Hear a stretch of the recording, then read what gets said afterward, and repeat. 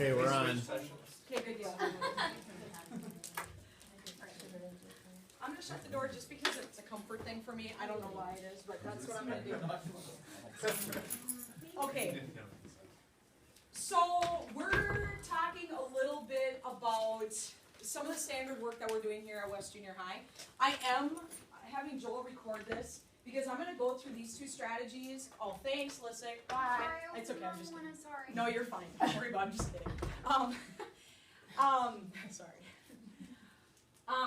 This is a standard work that we're doing at West Junior High, and so these are two strategies that you can use for virtually anything, any topic. The summary one is going to be more for reading and doing that type of thing, but compare and contrast is really anytime you have kids compare and contrast, it's different than doing Venn diagram. So like I said, I'm having Joel record this because I'm going to run through these a little bit quickly, but I'm going to give you the video at the end. Okay? You can take notes if you want to, but I'm actually going to ask that. I mean, if it's it might be easier for you to focus if you don't take notes right now, so that you can really see kind of how the strategy works. You might have seen the summary strategy in the past, but we want to keep using this over and over, and we want to teach our kids this. So the summary strategy is going to be the first one that I'm going to focus on. So this is, think of this as I can do the summary strategy and write a sentence. We're going to look at how we use a summary strategy to teach main idea and supporting details. You can use this anytime you have the kids write. Every single time you have them read something, they need to write a research paper, they can use a summary strategy. The next one is a compare and contrast strategy, so this is better than Venn diagram. You can get kids a lot more specific, and it's a lot easier to read and look at. All right? So the first one we're going to do is a summary strategy. So first of all, turn and tell your neighbor, how do you guys usually summarize in your classroom? For real?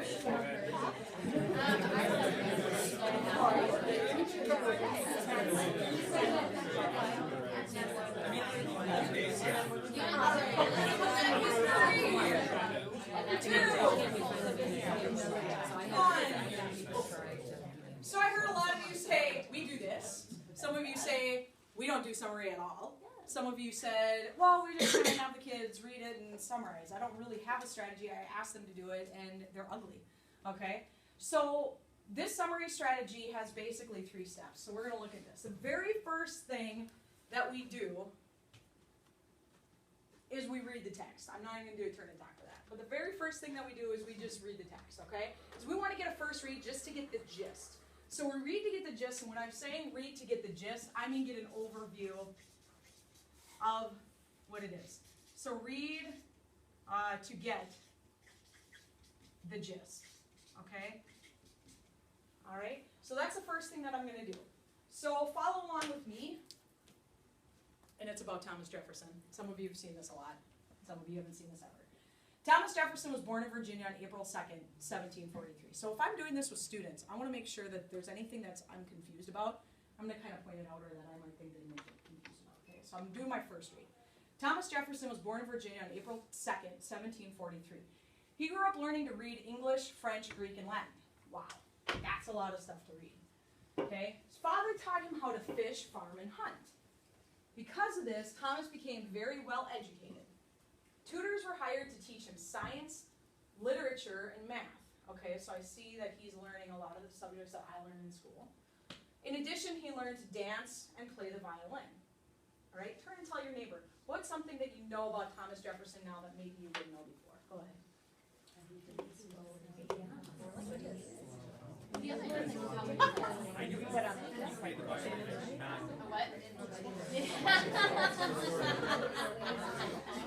All right, coming back in 3, 2, 1.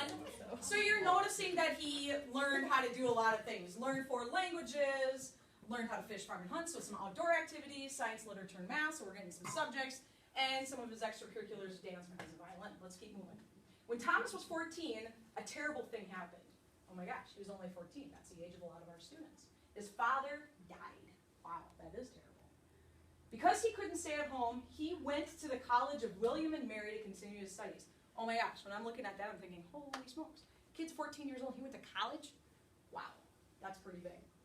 After studying law, Thomas became a lawyer in 1767. So now I see what became of him, okay? I also know that Thomas Jefferson was a president, and I'm sure many of you knew that too. Knock on your desk if you already knew that. Awesome. Okay, so we know that Thomas was already a lawyer, or became a lawyer. He became president from that. But really, what is this whole thing about? I want to summarize all of this.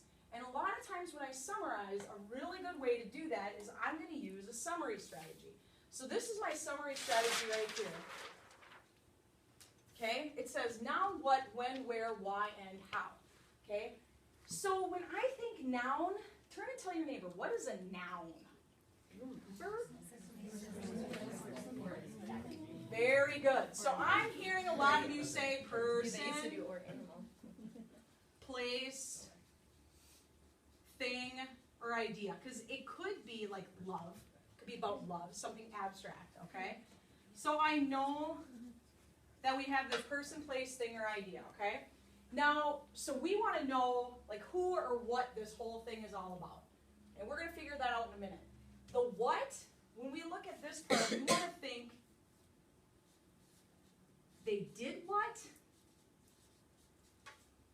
or are what. So what is love? Or what is basketball?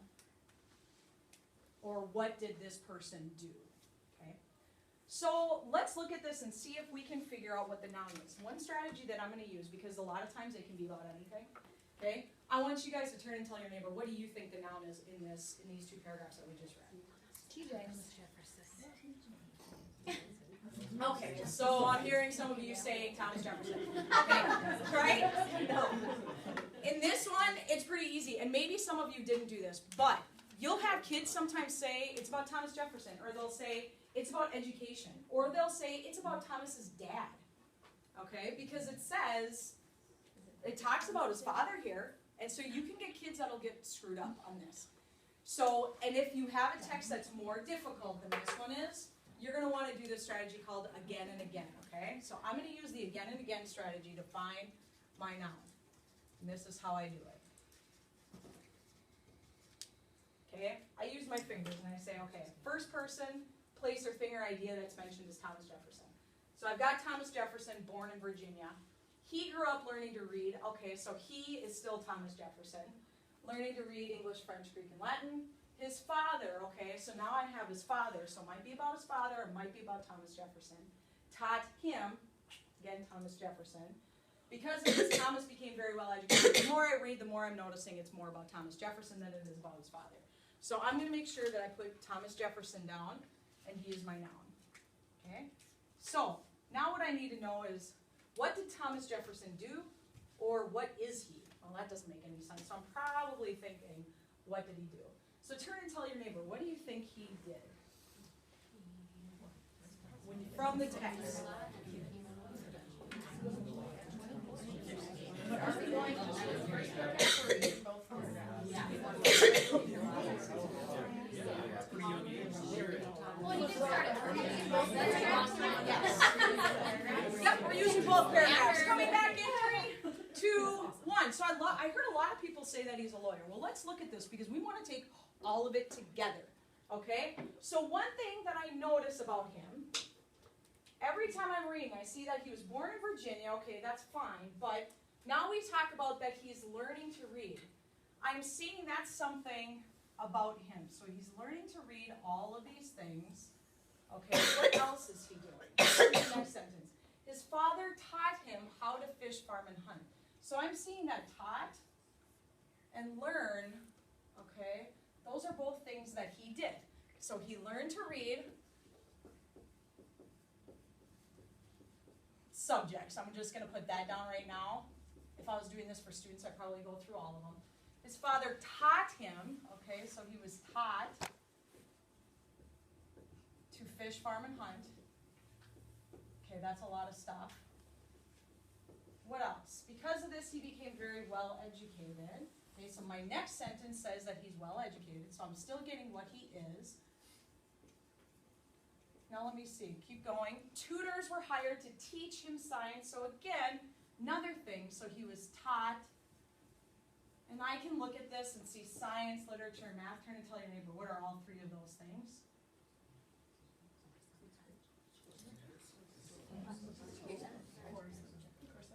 Yeah, I heard some of you say subjects, okay? He was taught various subjects. Okay. What else did I learn about him? Okay, I see that he learned to dance, play the violin. So I'm getting all of these things, but now I want to keep going. Okay. I'm going to keep going because I want it from both of my paragraphs. The next paragraph is also still about Thomas. Was 14, terrible thing happened. His father died, so his dad died. That was something that did happen to him. Okay, but his father died. He didn't die. So I want to keep going. Because he couldn't stay at home, he went to the College of William and Mary. So he went to college and he studied law. Now, what I'm going to do this time for my what, because I have a lot of things, I'm going to try to synthesize them. That means I'm going to put them together and see what do they have in common. So turn and tell your neighbor, what do all those things have in common? You notice any common themes or ideas throughout? Good. I'm hearing a lot of you say this. It has to do with him being educated. He learned, he was taught, he was well educated, he learned. It all had to do with how he was educated. So I'm thinking lots of subjects, fish, farm, and hunt, different things. So I'm going to say here, and I'm going to even pull it straight from the text, that I see that he was well educated. Now, as teachers, notice that your kids, with the did what or is what, they probably would have done the same thing that a lot of us did and say, he became a lawyer and jumped right down to that. But what we're trying to do is summarize all of this. This isn't all about him becoming a lawyer. This is about more than that. So we really want to make sure that we run through the text again with them. Okay? So what did he do? He is what? He was well educated, okay? So now what I'm going to do is the next part gets to be a little bit quicker. These two things, when you're teaching this, you guys, this is the kids' main idea. This is our main idea right here, the noun and the did what.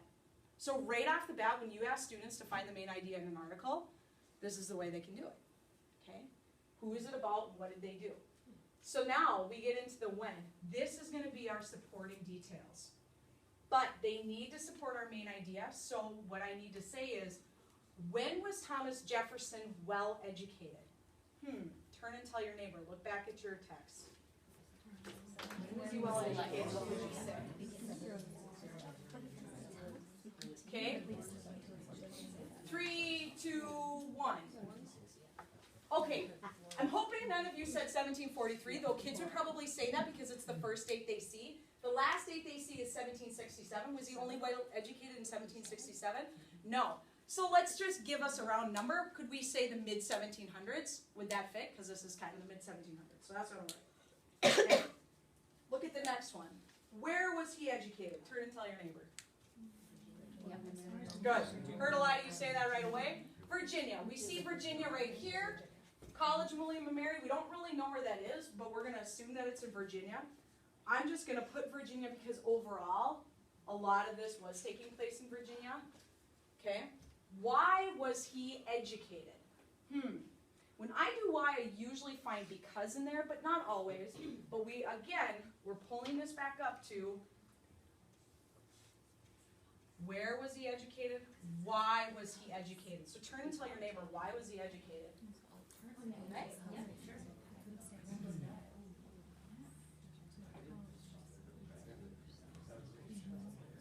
Yeah.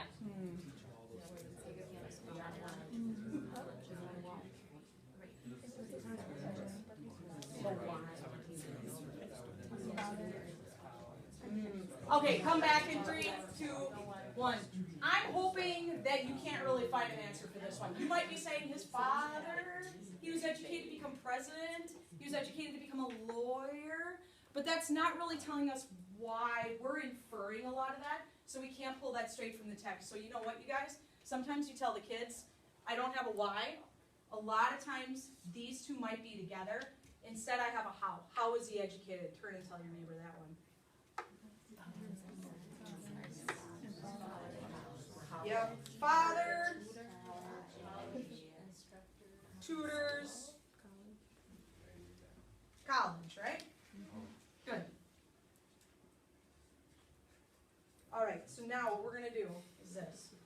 So right now what we've done so far, we read to get the gist, we filled out our summary.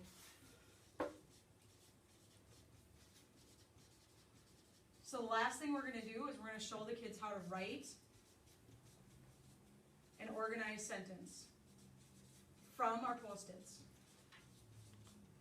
It's going to be a summary sentence, obviously. So let's take a look. Okay.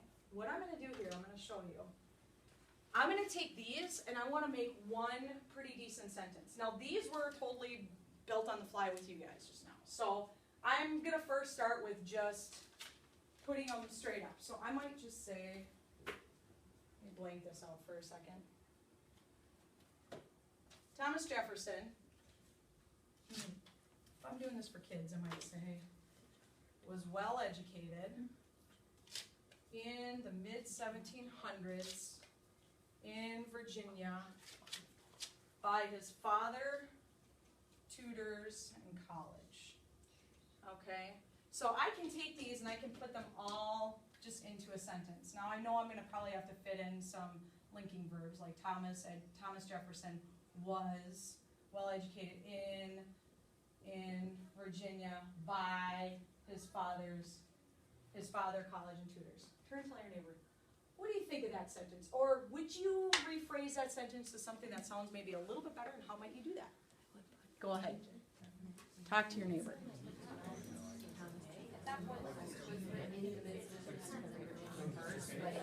Oh, you said.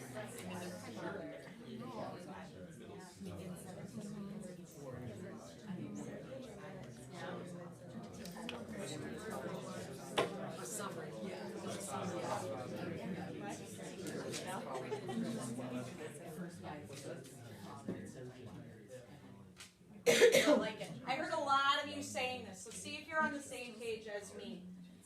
I might change this to, in the mid-1700s in Virginia, comma, okay, Thomas Jefferson was well educated by his father, college, and tutors. And I would probably, if I was doing this with students, I'd like to make this sound a little bit better. But right now, really, what I just did was I took a very simple sentence and I showed kids very easily how to make it a complex sentence. Okay? So when we're talking about writing with our students, how can we make this a little bit more complex? Lori. Would you say strategically to the kids to always keep Yes. the what in the routine? So that's another thing that you want to make sure that you can also explain to the kids.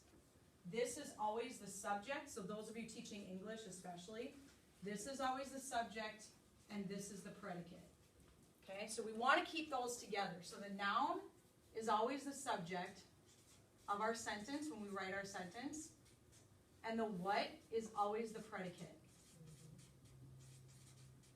Okay, so we have to keep them together. So when we're teaching writing for you English teachers, or those of you teaching writing in any way, that this is how you can keep those two things together. All right?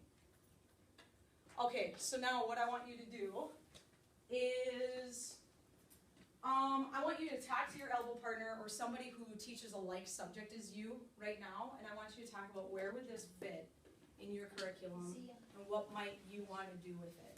Okay? Turn and tell it your neighbor. Spend a little bit of time. Yeah, sure. Yeah.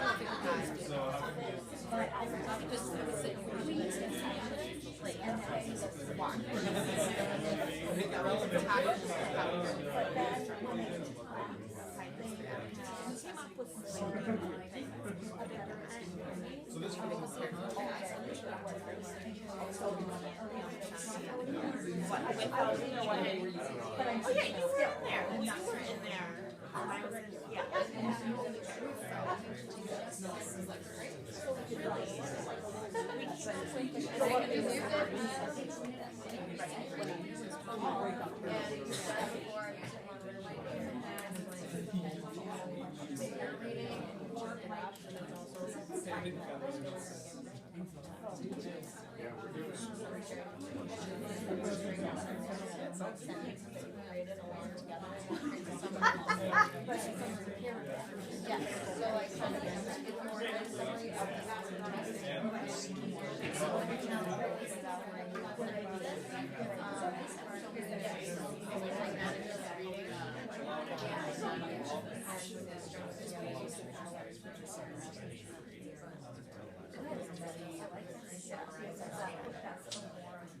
Yes, so that's nice.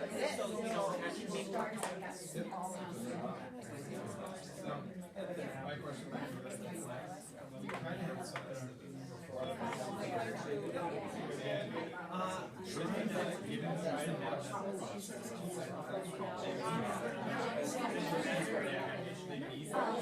This is my thing. I teach my kids how to do this well.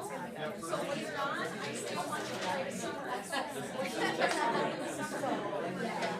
they should be pulling it out of their head. I'm not going to give them that 3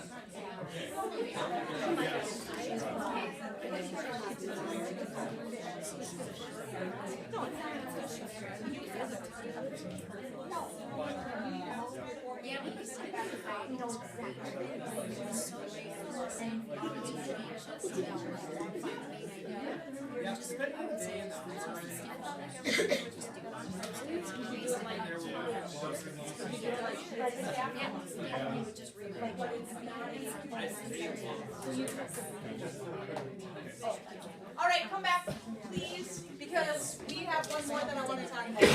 And I really want to give you guys a chance to work and compare and contrast.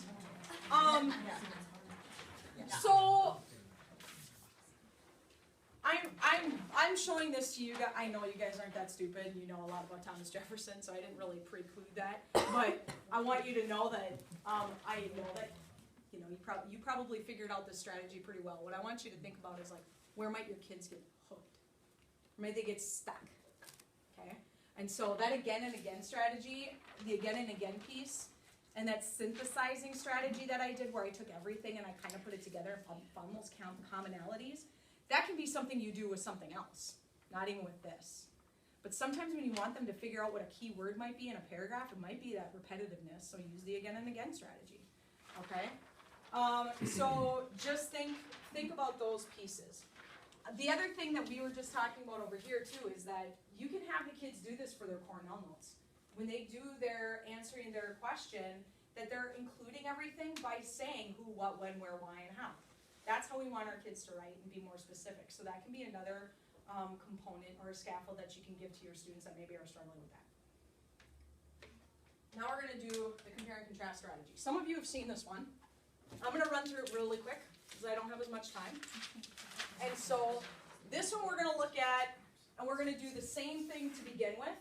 I'm going to start off with reading to get the gist. Okay, so we always start to get the gist. And the reason for that is because if we jump right into the strategy, they don't even know what the whole thing is about. So let's read to get the gist first. You don't have to explain every single vocabulary word, though I know some of you probably will, and I do sometimes too. So it depends on the text that you're reading with the kids. So this is one that I want you to think of too. It does not always have to be used with text. Oops, I was going to have you guys do this one. But this one can also be with if we're learning about different components or we're learning about different processes, we're going to compare and contrast them. So it might not even be coming from text. It might be coming from somewhere else. So just think of like, where do I have kids compare and contrast in my class? And what do I have them do? This is better than a Venn diagram because it can be more specific. So I'm just going to show you how I do it from text. Born on October 2nd, 1969. Good date. I was born on October 2nd as well. Okay, sorry. Mahatma Gandhi was born in Porbandar, Gujarat, India. Mahatma means great soul, and he was born into a privileged caste Hindu family. Okay, so he was born into a privileged family, which means, they seem like they have a lot of money, right? His father was the chief minister of Porbandar, and his mother stayed at home and raised him in the pacifist teachings of mutual tolerance, non-injury to living beings, and vegetarianism. Okay, so right now when I'm reading this, I notice that it already explains, because I was like, what the heck is pacifist teachings? of mutual tolerance, but I know what non-injury, okay, so not injuring living beings. So I'm assuming that that's what this is. It's explaining a little bit more of that. So I had that in context. And vegetarianism, which I guess that has a lot to do with being pacifist. I don't know. Whatever. So he didn't eat meat. He received a broad education, but was not a good student. Ooh, interesting. So he had an education, but he was not a good student. That's interesting, okay? But a broad education, which means a lot, right? Or a lot of things. Age 13, Gandhi was married in an arranged marriage. Boo. I don't know, maybe he liked that. After studying law, he took a job in Natal, South Africa. Apartheid was present during this time. Ooh, I don't know what apartheid is. So I'm going to put that there. I'm going to put a question mark. It was present during this time. Blacks were segregated from the whites, and injustice was rampant. Turn and tell your neighbor, what do you think apartheid might mean? Blah, blah, blah, blah, blah. Okay, yeah, right? We see blacks were segregated. You guys are kind of not wanting to talk right now. It's all good. Blacks were segregated. I wonder if that's what apartheid means. That's kind of weird, but I'm assuming because it's giving me more information afterwards, and that's how writers write sometimes. I noticed that. Gandhi spent the next 21 years living in South Africa and rallied against apartheid. Ooh, so he was against it. Well, that's good, because I'm against it too. This time served as a catalyst for his later years in India. He founded the political movement Natal Indian Congress that was based upon non-violent protests. So, try to tell your neighbor, what was one thing that he really did? Yeah, founded a political movement, right? Okay, so I'm getting a lot of information about Gandhi. So now what I need to do is I need to record some of my information that I know about Gandhi. Okay, some things that I maybe think are pretty darn important. So when I read this, I see when he was born. Okay, you know what? Somebody being born is a pretty big deal because when they were born is a big deal because different things are happening. So I'm going to say he was born in 1969. I want to say October 2nd, but oops, 1869. That is wrong. It's supposed to say 1869. Yep, that was my fault, sorry. 1869. Otherwise, he'd still be rocking it out with us probably. Okay? And where usually is very important, so I'm going to put that down too. He was born 1869 in India.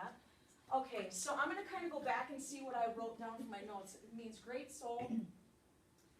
That's nice, but I don't think that we're going to really see what their names mean because that's not really all about him. But he was born into a privileged caste Hindu family.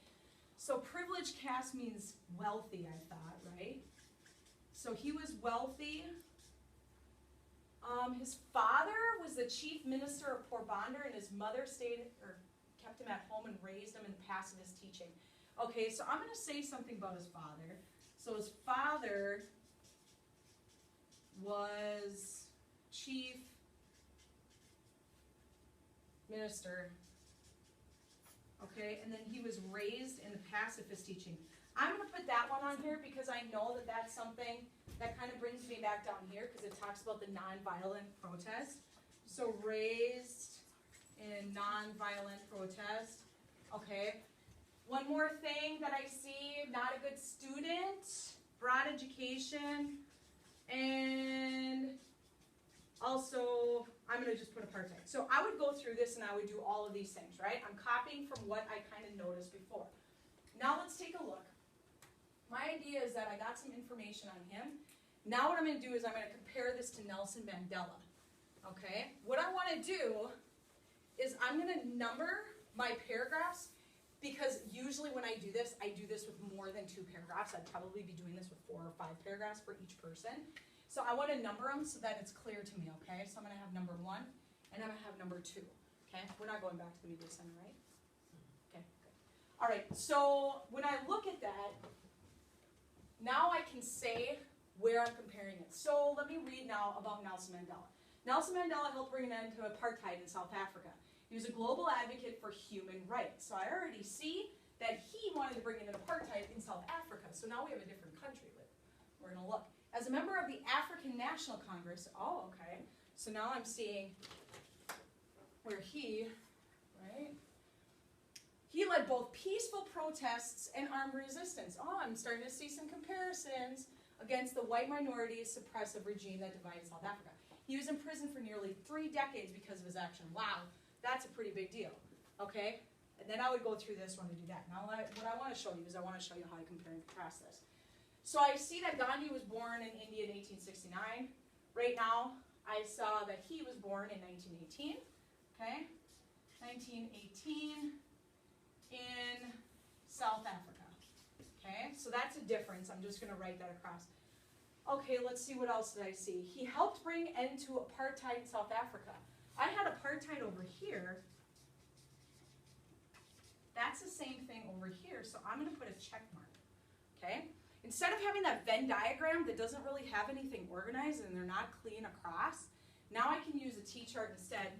I can see that this was apartheid. I think, was it apartheid in India? I can't remember. Was it? No, South. This was, Gandhi was in South Africa too, right?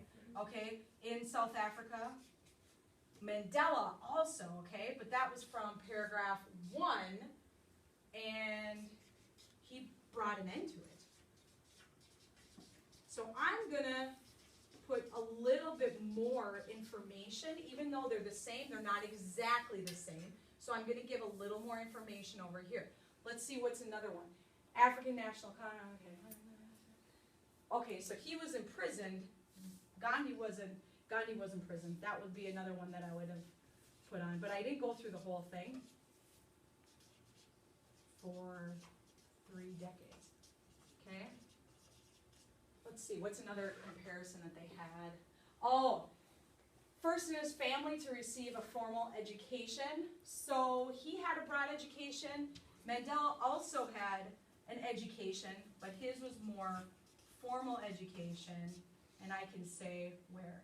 Now, I might have differences here. So here I have the difference was that they were pretty poor. That's in another paragraph, so I'm going to put down paragraph 3, which isn't on here, poor. Do you see what I'm doing? Okay. I want you to get the gist, and I know we don't have a lot of time, and so that was why I wanted you to see how we can do a compare and contrast a little bit different with something like this. Using the check marks instead can give us more focused comparisons, yet give us a little bit more information as well. To show kids that people aren't exactly alike, because what they'll do is they'll separate them then completely, even though they were both educated. We can show them that they're not completely different. We're comparing them, but seeing what might be a little bit different, okay? Again, like I said, now this can be used for like 2 people. You can do this for different processes. Earth Science did it for planets, and they looked at and they named their topics like surface, atmosphere, distance from the sun, and they looked at all those topics, and they were able to look at 8 of the planets and compare all of them and see that the 4 inner planets are all rocky and the 4 outer planets are all gaseous. So think about those types of things when you're doing something like this, that it's not always from reading, but that it can also be just in general. So I'm going to give you your green card, but right now, I want you to turn and tell your neighbor, think of like, where can we do more comparing and contrasting to get kids to think about something deeper, okay? To go deeper into our content, because that's the point. Go ahead. From your content. From your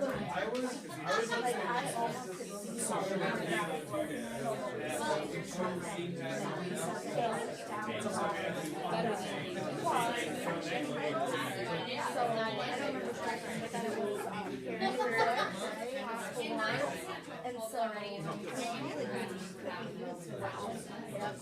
actually read 1 hour. That's what I go through.